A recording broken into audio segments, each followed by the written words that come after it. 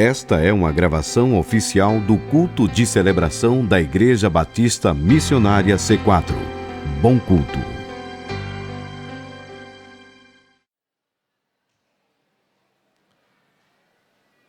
Abra as Escrituras no Evangelho de Lucas, capítulo 4.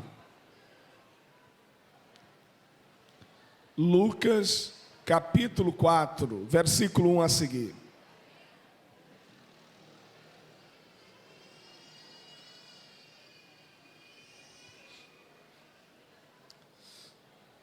Você já encontrou, amém? Lucas capítulo 4, versículo 1. Eu quero informar a todos os encontristas que amanhã, segunda-feira, às 19h30, nós teremos o pós-encontro no nosso núcleo lá em Caetés 1. Amanhã às 19h30, pós-encontro lá em Caetés 1 no nosso núcleo, por gentileza. Lucas capítulo 4, versículo 1 a seguir.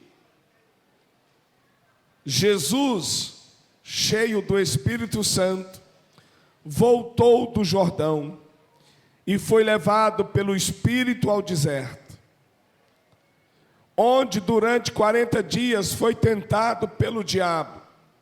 Não comeu nada durante esses dias e, ao fim deles, teve fome. O diabo lhe disse: se és o Filho de Deus, manda esta pedra transformar-se em pão. Jesus respondeu: está escrito, nem só de pão viverá o homem. O diabo levou a um lugar alto e mostrou-lhe num relance todos os reinos do mundo. E lhe disse: eu te darei toda a autoridade sobre eles e todo o seu esplendor, porque me foram dados e posso dá-los a quem eu quiser. Então, se me adorares, tudo será teu. Jesus respondeu: está escrito, adore o Senhor, o seu Deus, e só a Ele preste culto. O diabo levou a Jerusalém, colocou-o na parte mais alta do templo e lhe disse: se és o Filho de Deus, joga-te daqui para baixo, pois está escrito, ele dará ordens a seus anjos a seu respeito para o guardarem.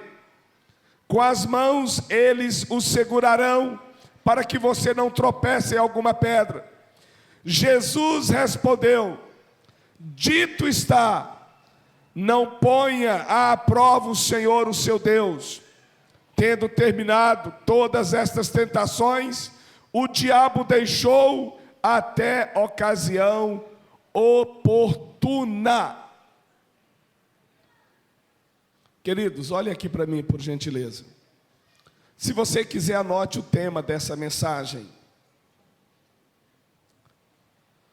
Se você quiser, anote. O tema é: a tentação é inevitável, vírgula, o pecado é opcional. O tema é: a tentação é inevitável, porém o pecado é opcional. Mais uma vez, eu vou dizer o tema. Se você quiser, anote. O tema da mensagem é: a tentação é inevitável, vírgula, porém o pecado é opcional. Quantos aqui entenderam o tema, por gentileza? Queridos, a Bíblia diz que Jesus, no texto lido, se você puder, permaneça com a Bíblia aberta. Jesus, cheio do Espírito Santo, voltou do Jordão. Se você ler Mateus capítulo 4, que narra esse episódio. Mateus, o evangelista, vai dizer-nos que ele, ao sair do Jordão, ao ser batizado por João Batista, João teve uma visão e viu em forma corpórea o Espírito Santo em forma de uma pomba descendo e pousando sobre Jesus. E ao mesmo tempo ele ouve uma voz do céu que diz: este é o meu filho amado em quem eu tenho prazer.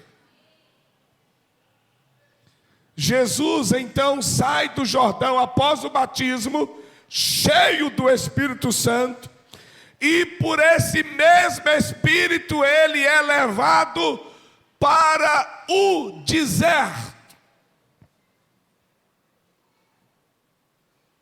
O deserto, simbolicamente falando, representa todas as circunstâncias adversas, as provações, as tribulações, as escassez, os perigos, os dilemas, os enfrentamentos. Agora, Jesus, a Bíblia diz que ele está cheio do Espírito Santo.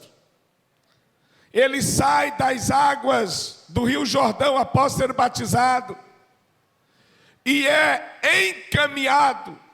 Mateus vai dizer que ele é impelido pelo Espírito para ir ao deserto, aonde ele permaneceria por 40 dias, por 40 noites, em absoluto jejum, em abstinência total. O deserto se tornou um templo para Jesus. O deserto se tornou uma plataforma de oração, de louvor, de quebrantamento, de confissão, de compartilhamento de Jesus com o Pai. Se você está cheio do Espírito Santo, ainda que no deserto, você terá ânimo, coragem, alegria, desprendimento, disposição para manter a comunhão com o Senhor. Agora, queridos, a Bíblia diz textualmente que Jesus, foi conduzido pelo Espírito Santo ao deserto para ser tentado. Parece algo paradoxal. O Espírito Santo conduz Jesus para expô-lo ante as tentações, as investidas do maligno. Irmãos, olha aqui para mim. Quanto maior for o propósito de Deus na sua vida, maiores serão as tentações. Quanto maior for os propósitos de Deus, maiores serão as tentações, as hostilidades, as resistências do maligno. Agora, eu disse hoje pela manhã, fazendo uma comparação, a Bíblia diz em 1 João 4, 7 e 8, que Deus é amor. A natureza divina é amor. Portanto, Deus nos amará, independentemente do que fazemos ou deixamos de fazer. Agora, nós seremos eventualmente felizes se respondermos a Deus em amor, pelo amor que Ele tem dispensado a nós. Mas Deus jamais te amará só quando você estiver fazendo as coisas certas. Ele é amor, Ele sempre nos amará. Amém, queridos? Agora, a natureza do maligno A Bíblia diz, o Senhor Jesus disse que a natureza dele é vil, tentadora. Esse ser maligno, ele é chamado de diabo, de Satanás, sedutor das nações, enganador, pai da mentira, homicida. Ele é chamado de ladrão, de destruidor, de antiga serpente. Ele é chamado de o dragão. Ele é chamado de filho da perdição. Ele é chamado de maligno, impostor.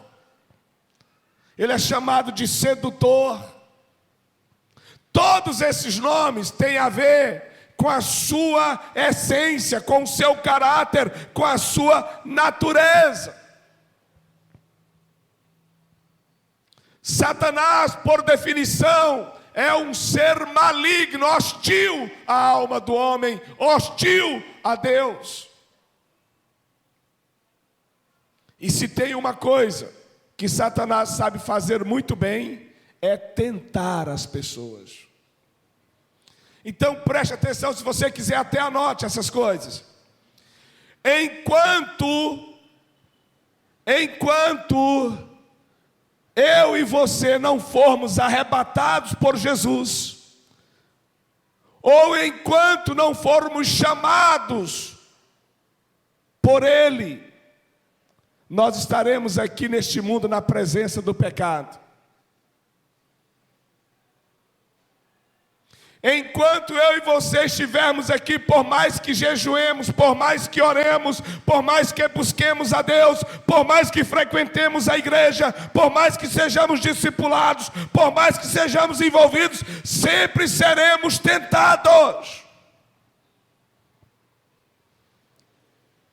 Satanás e os seus demônios são criaturas cuja essência é vil, é maligna. E uma das especialidades de Satanás é tentar o homem, é tentar seduzi-lo, ludibriá-lo, enganá-lo, afastá-lo de Deus, prostrá-lo na sua fé. É tentar obscurecer o entendimento do homem para que ele não tenha acesso à revelação das Escrituras. Satanás tenta a todo custo ensurdecer os ouvidos do homem e da mulher para que estes não ouçam a revelação divina.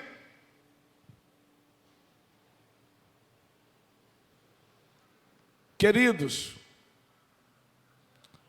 Satanás jamais deixará de tentar-nos. Mas lembrem do tema que eu compartilhei. A tentação, ela é inevitável, mas pecar é opcional. Se você quiser, anote. 1 João capítulo 5, versículo 19, diz que o mundo jaz no maligno. E João, o apóstolo, quando se refere à palavra ali, mundo, ele não está falando do cosmos, do universo, dos astros, das estrelas, do sol, da lua. Não, absolutamente. Ele está falando do mundo enquanto tendência, valores. Ele está falando do mundo enquanto modismos. E este mundo de tendências, de valores, de modismos, decaídos, deturpados, este é o mundo regido, governado, influenciado por Satanás. E é claro, como nós ainda não fomos arrebatados nem chamados à eternidade, nós estamos na presença do pecado. Mas no dia em que o Senhor chamar eu ou você, ou nos arrebatar, nós seremos tirados da presença do pecado, iremos habitar eternamente com o Senhor, aonde não haverá mais tentação, nem pecados. Louvado seja Deus. Mas enquanto esse dia não chegar, nós precisamos decidir, nós precisamos tomarmos partido, porque a tentação é inevitável, mas pecar é opcional. Jesus foi levado para um cenário, para um espaço geográfico, que simboliza dor, sofrimento, escassez, sol escaldante, lugar de abandono, de perigo. A Bíblia diz que os anjos do Senhor o guardavam por causa das bestas no deserto. Ele poderia ter sido picado por uma cobra venenosa, mortífera, ou por um escorpião mortífero, ou por qualquer um outro animal. Mas ele foi guardado e preservado. Mas foi tentado. Lucas nos dá a ideia de que ele foi tentado do 1º ao 40º dia. Queridos, sabe por que Satanás intensificou a tentação contra Jesus? Porque ele já suspeitava que Jesus, a partir do deserto, teria um ministério tão poderoso, que repercutiria nos dias atuais, que chegaria a você, a mim, e ainda haverá de chegar a outros em nome de Jesus. Amém, queridos? Queridos, Jesus estava cheio do Espírito Santo, mas ainda assim foi tentado. E às vezes, é claro, a Bíblia diz em Tiago que Deus a ninguém tenta, porque Ele não pode ser tentado. Quando somos tentados, somos por causa da nossa própria carnalidade, que lá Tiago chama de concupiscência. As tentações são externas, mas às vezes elas têm ressonância dentro de nós, porque dentro de nós está a capacidade de cobiçar, dentro de nós está a capacidade de maltratar, de amaldiçoar, dentro de nós está a capacidade de pensar mal. Mas as tentações são externas. Então Satanás sempre preparará o cenário, mas ele não pode te obrigar a pecar. Essa é uma decisão que eu e você devemos tomar, se pecar ou não. Agora, naquela oportunidade, Jesus estava se preparando para iniciar o seu ministério. E todos vocês que já leram o Evangelho sabem o quanto foi poderoso o ministério de Jesus. Porém, queridos, Satanás queria interpor, Satanás queria frustrar, Satanás queria impedir o ministério de Jesus. Você está aqui não é por acaso, o Senhor Jesus te trouxe, mas você e o próprio Deus sabem o quanto Satanás tem tentado te tirar da presença de Deus. As tentações são muitas, mas você não é obrigado a pecar. Você peca se quiser. Jesus escolheu não pecar. E aí eu quero voltar para o texto. Se você está com a Bíblia aberta, como foi a proposta indecente da primeira tentação? Ou pelo menos das 3 últimas tentações? Porque aqui se deu no 40º dia. Versículo 3, o diabo lhe disse: se és o Filho de Deus, manda esta pedra transformar-se em pão. Olha, irmãos, olha aqui para mim, preste atenção nisso, pelo amor de Deus. Satanás, ele é sagaz, ele é o exímio estrategista, oportunista. E o nome Satanás significa adversário. O adversário é aquela pessoa que quer pegar você no contrapé, na primeira fraqueza. Quem gosta de assistir jogo de futebol sabe. Os times adversários, os jogadores não são inimigos uns dos outros. Só são adversários em 1h30, 45 minutos de cada tempo. Mas o time que falhar, certamente sai derrotado, porque o adversário vai aproveitar e fazer o gol. Se você gosta de assistir luta de boxe, se o boxeador adversário não manter a pose, certamente ele será nocauteado, porque o adversário vai aproveitar o vacilo.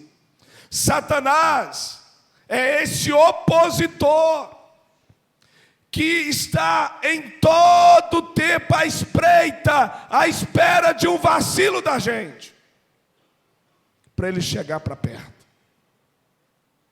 E sabe, foi o que ele fez com Jesus. Imagine, eu disse hoje pela manhã, lá nós temos ar-condicionado no nosso templo, lá em Caetezum. Imagine que você dissesse: pastor, a partir de hoje, eu quero passar 40 dias de jejum e oração dentro do templo.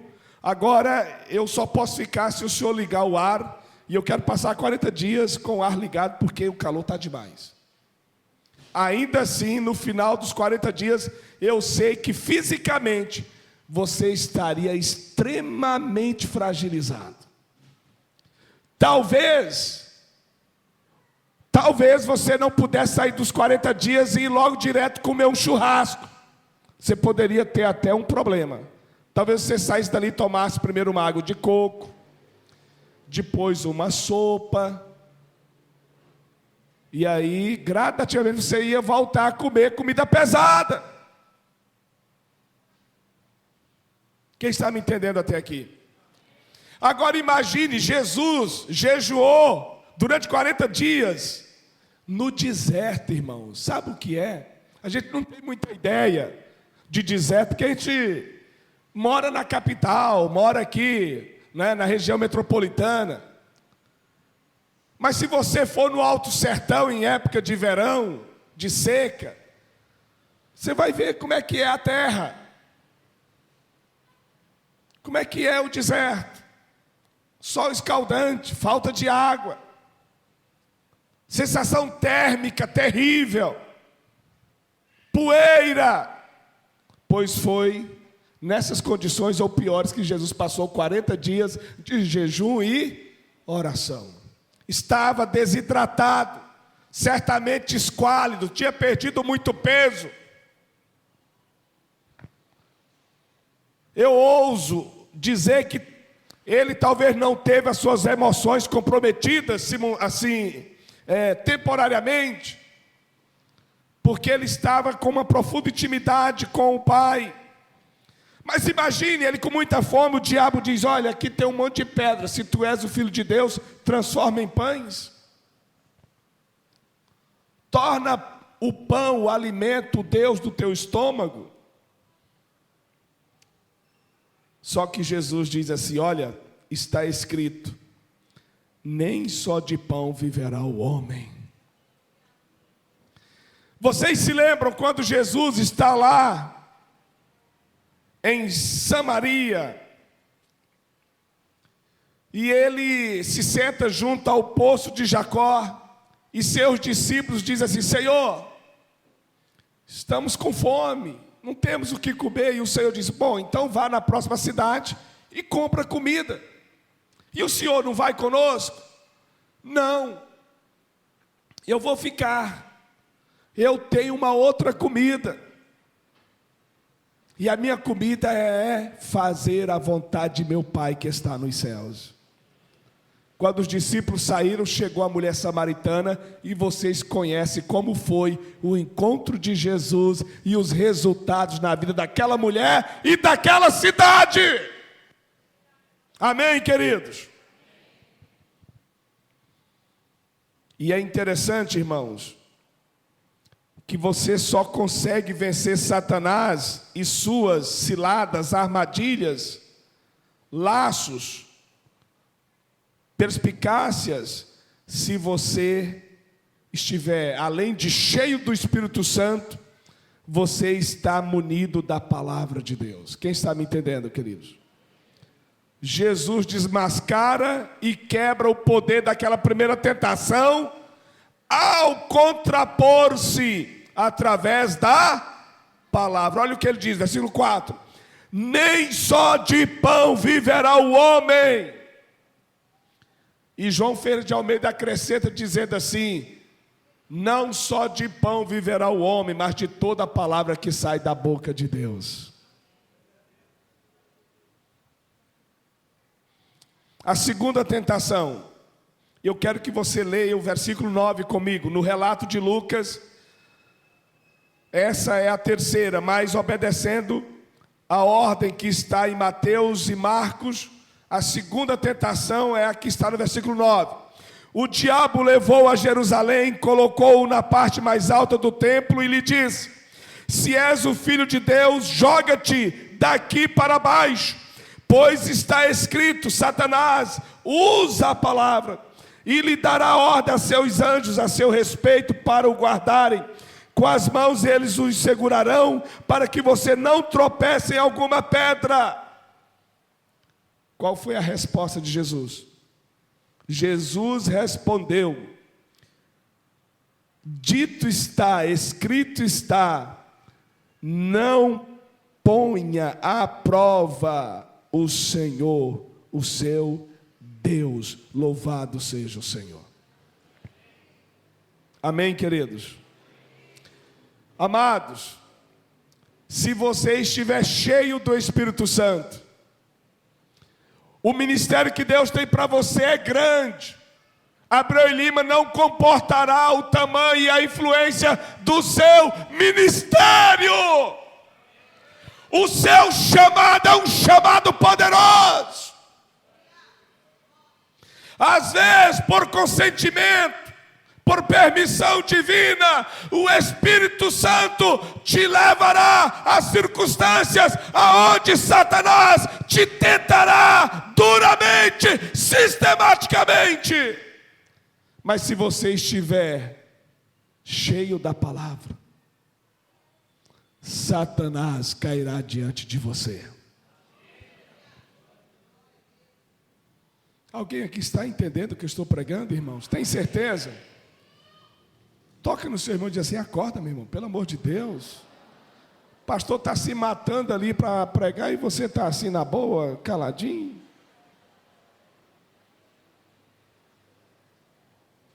Diga para ele assim: reaja. Receba a palavra com fé.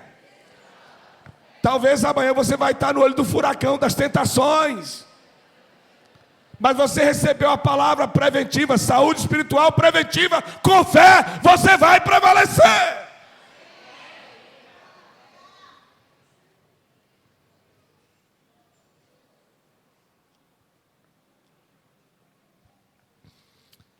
A terceira tentação, versículo 5. O diabo levou a um lugar alto e mostrou-lhe num relance todos os reinos do mundo, e lhe disse: eu te darei toda a autoridade sobre eles e todo o seu esplendor, porque me foram dados e posso dá-los a quem eu quiser. Então, se me adorares, tudo será teu. Irmãos, preste atenção. Satanás, ele é um exímio negociador para comprar as almas humanas. Ele é um exímio negociador para seduzir, para cativar as almas humanas. Satanás, ele é um exímio negociador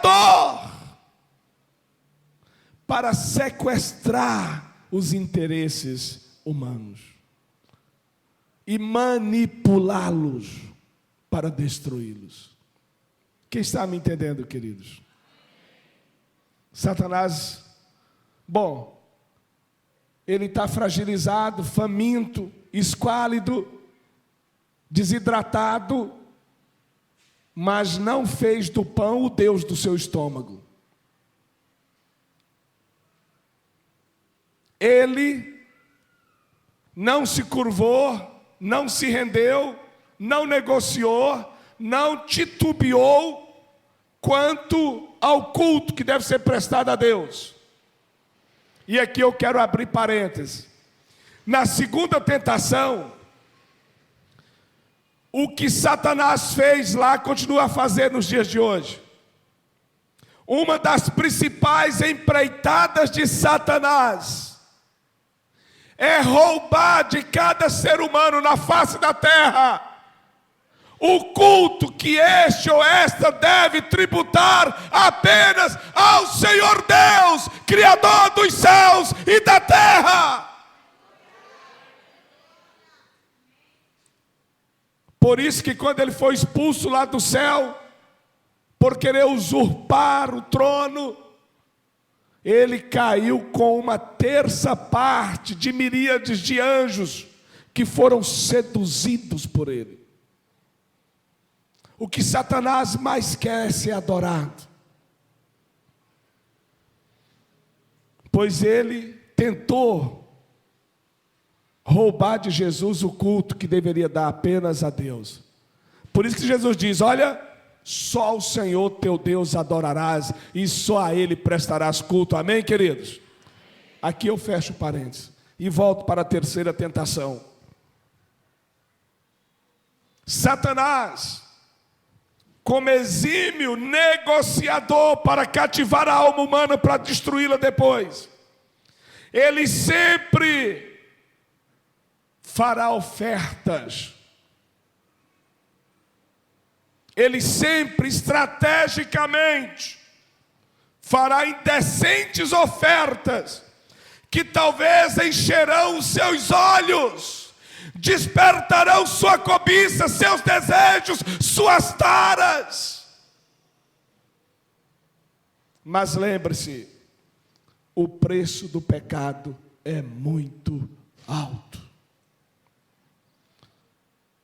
Os irmãos estão tão compenetrados que eu vou pedir para um ministrar para o outro essa revelação, inclusive vocês dois. Olhe para o seu irmão e diga assim: meu irmão ou minha irmã, o preço do pecado é muito alto. Eu disse hoje pela manhã que alguém me disse o seguinte: o pecado é como fatura de cartão de crédito.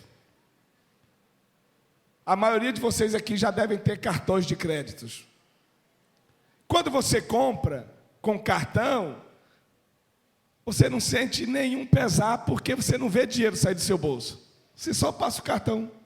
Só passa o cartão. Ah, isso aqui está em promoção. Ah, isso aqui eu vou levar porque a semana passada estava bem mais caro. Olha, eu tenho que aproveitar. Nem está precisando. E tá. Se entusiasma, né? Fica nervoso, vai comprando. Agora, quando chega no final do mês, meu amigo, a fatura chega. Seus amigos mandam a fatura. Quando você abre, os olhos ficam desse tamanho. Como pagar? Se eu tenho que comer, pagar água de luz, pagar a conta de água e de luz, não, fica no escuro e não tem água. Aí, juros de cartões de crédito são os mais altos do planeta.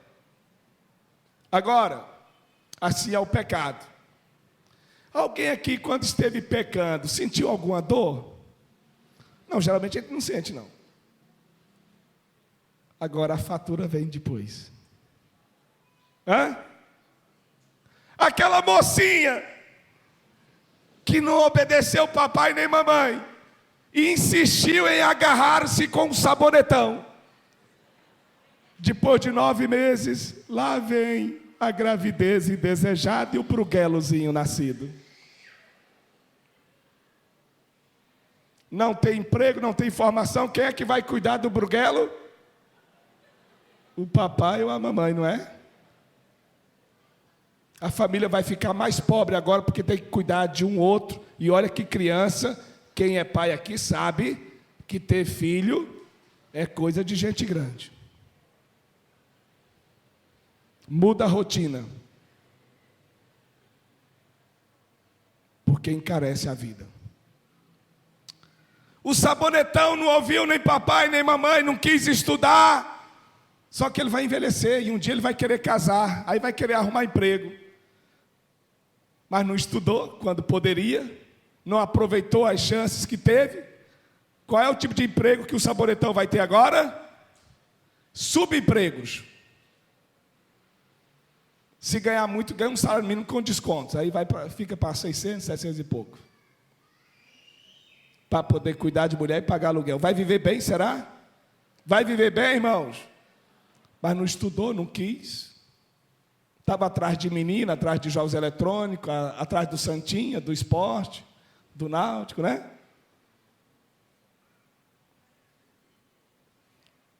Alguém está rindo aqui, talvez saiba de alguma história, eu não sei de nada, só estou falando assim, se for contigo, se arrependa. O sabonetão olhava para a menina e é como melancia, tá bonita por fora, deve estar sadia por dentro. Aí agora, como consequência, a fatura chegou, está com AIDS. Tomando coquetel todo dia, porque senão morre mais rápido. Podia estar livre disso, sim ou não? Aquele marido que poderia ter lutado para o casamento melhorar, ele achou melhor entrar numa aventura extraconjugal. Aí veio um filho, um bastardo. Se é funcionário público, a pensão já sai na fonte, lá no contra-cheque.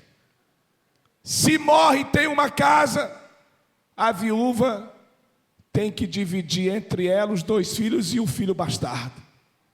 O pecado sempre traz consequências. Quem está entendendo? Quem está entendendo, queridos? O cabra bebeu cachaça a vida toda, a família falava, pare, a mãe, o pastor, o irmão. Lá pelos 40, 50, foi ao médico pela primeira vez, descobriu que está com câncer no fígado. Fala para o seu irmão, a fatura chegou. O cabra fumou a vida toda, o pastor orientou no fume, o discipulador, o líder, o amigo, o irmão, a esposa. Aí um dia ele sente assim umas coceiras na garganta, fica uma tosse seca, uma agonia, vai no médico e diz, você está com câncer na garganta. Diga para o seu irmão assim, a fatura chegou.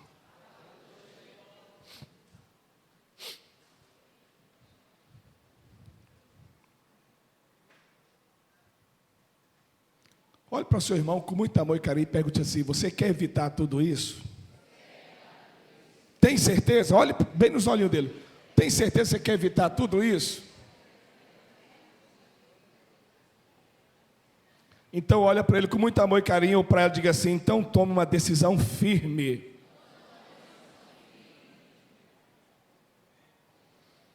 Você não é obrigado a pecar. Diga para esse irmão ou para essa irmã.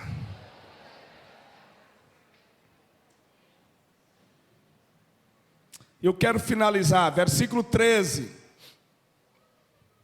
Depois da terceira tentação no 40º dia, o texto diz, tendo terminado todas essas tentações, versículo 13, o diabo o deixou quem? Jesus, até ocasião oportuna.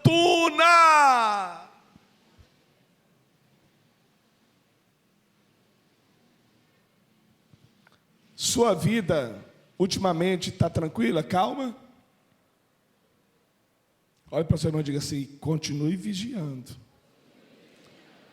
Porque Jesus disse, orai e vigiai, para não entrares em tentação. Em algum momento o diabo vai vir de novo, ó. ainda que com pezinhos de, calçado com lã, para não fazer barulho. Sorrateiramente, mas ele virá, é a natureza dele, ele é vil tentador. Quem está entendendo? Ora, irmãos, eu quero só lembrar pelo menos 3 ocasiões aqui em que Jesus foi tentado, e algumas delas parecia-se algo insuspeito, mas Jesus sabia que por trás tinha as patas do Satanás. Olha aqui, quem aqui já leu os evangelhos? Já sabe que Jesus, por 2 ocasiões distintas, multiplicou pães e peixes. Na primeira multiplicação sobraram 12 cestos. Ele deu cada um dos cestos para os 12. Judas, na época, ainda era discípulo dele. Numa segunda oportunidade, Jesus multiplicou pães e peixes. Sobraram 7 cestos de pães e peixes. Sabe o que ocorreu? Nessa segunda multiplicação de pães, a Bíblia diz que a multidão estava pronta para aclamá-lo rei. Ele recusou os aplausos, ele recusou os holofotes, ele recusou sair na primeira página do jornal da época mais famoso. Ele recusou-se sair no Jornal Nacional. Ele recusou a fama e a idolatria dos homens para adorar unicamente ao Senhor.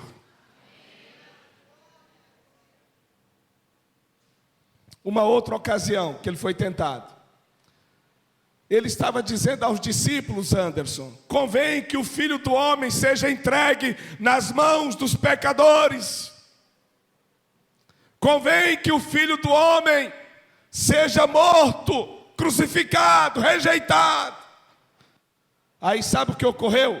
A Bíblia diz que Pedro pega ele pelo braço, chama ele à parte e diz assim: não, Senhor, tem compaixão de ti mesmo, isso não te ocorrerá. Pareceu tão piedoso esse gesto de Pedro, mas foi uma inspiração com cheiro de enxofre do inferno contra a vida e o ministério de Jesus. Quem está me entendendo aqui, queridos? Por que que Jesus tornou-se ser humano?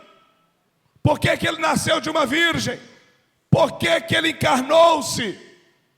O propósito era para morrer na cruz do Calvário em nosso lugar. Louvado seja o nome do Senhor. Vocês se lembram? Eu vou lembrar isso rápido.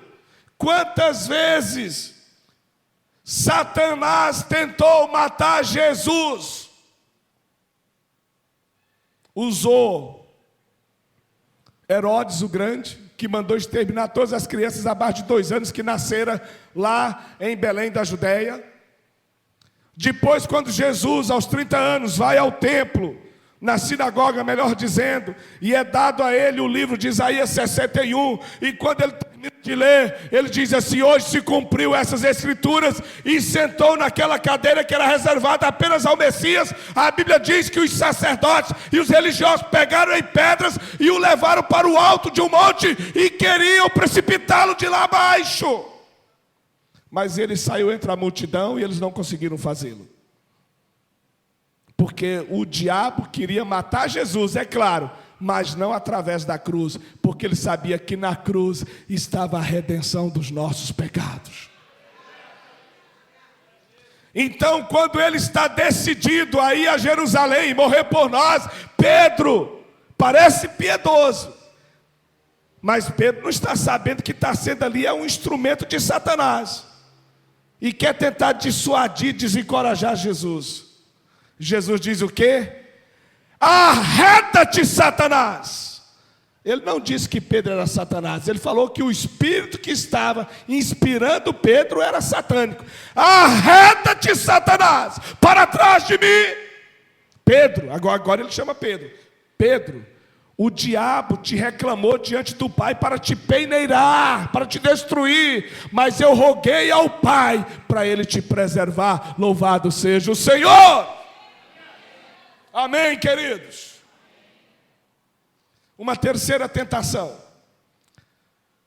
Jesus agora está no Getsêmani, já celebrou a Páscoa, a ceia, convida dentre os 11, porque Judas agora já se mandara, e ele convida Pedro, Tiago e João, seus 3 principais discípulos, para vigiar com ele. E nas 3 ocasiões que ele orou, ele se afastou um pouco dos 3 para orar, e era tão intensa a luta, a batalha espiritual, emocional, era tão terrível a pressão do inferno contra Jesus, que a Bíblia diz que o seu suor se transformou como que em gotas de sangue. Veja como foi um dilema. Jesus orou assim, por 3 vezes pelo menos: Pai, se possível, passa de mim este cálice. Todavia, seja feita a tua vontade. Como foram as tentações naquele momento? Eu imagino que Satanás estava ali falando junto aos ouvidos de Jesus: não vai valer a pena. O divino não vale a pena. O Júnior, aquele vai pisar tanto na bola. O Glaucio, o João, é sem futuro. Todos te voltarão as costas, não vale a pena. Deus não te ama, Ele já nos disse em várias circunstâncias, no Monte da Transfiguração, junto ao Jordão, que você é o Filho amado, em quem Ele tem prazer. Então, se você não morrer por eles, você não vai deixar de ser filho, e você vai continuar sendo amado por Ele. Por que morrer? Você é muito otário. Imagine. Mas Jesus disse: olha, que seja feita a tua vontade. Irmãos, vocês estão me entendendo mesmo? Vocês estão calados assim porque vocês estão tão compenetrados, amém, queridos? Sabe qual foi o resultado daquele sacrifício, daquela escolha de não pecar? A Bíblia diz assim: Ele, Jesus, levou cativo o cativeiro. Na cruz, o Senhor expôs a ignomínia, o desprezo, a vergonha, Satanás e os seus demônios, e triunfou sobre eles na cruz. Louvado seja o Senhor.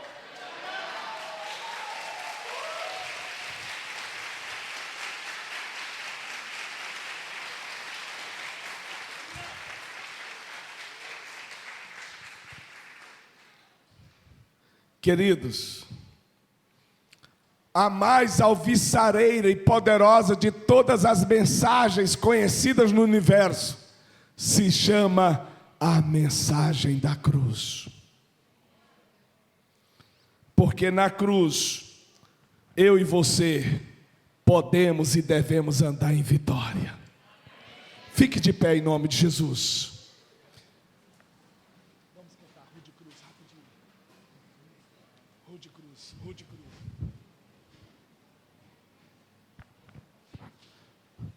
Fique de pé, por gentileza. Antes de eu te dar a oportunidade de você entregar a sua vida a Jesus, eu quero cantar a primeira e última estrofe de uma canção da harpa cristã. Rude Cruz se erigiu, porque na cruz, em Cristo Jesus, você vence Satanás, seus demônios e o inferno. As tentações não te dobrarão, mas tornarão você mais forte, mais resistente, mais parecido com Jesus.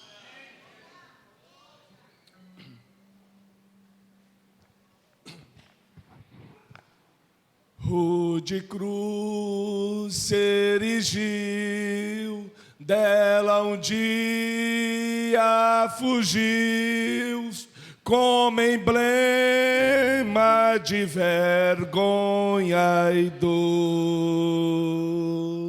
Esta cruz tem pra mim atrativo e sem fim, porque nela Jesus me salvou. Se eu amo, se eu amo a mensagem da cruz, até morrer eu a vou proclamar.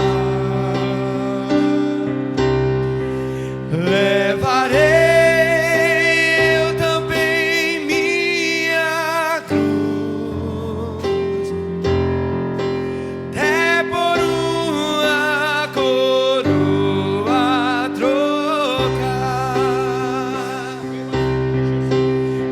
Eu aqui com Jesus, a vergonha da cruz, quero sempre levar e sofrer.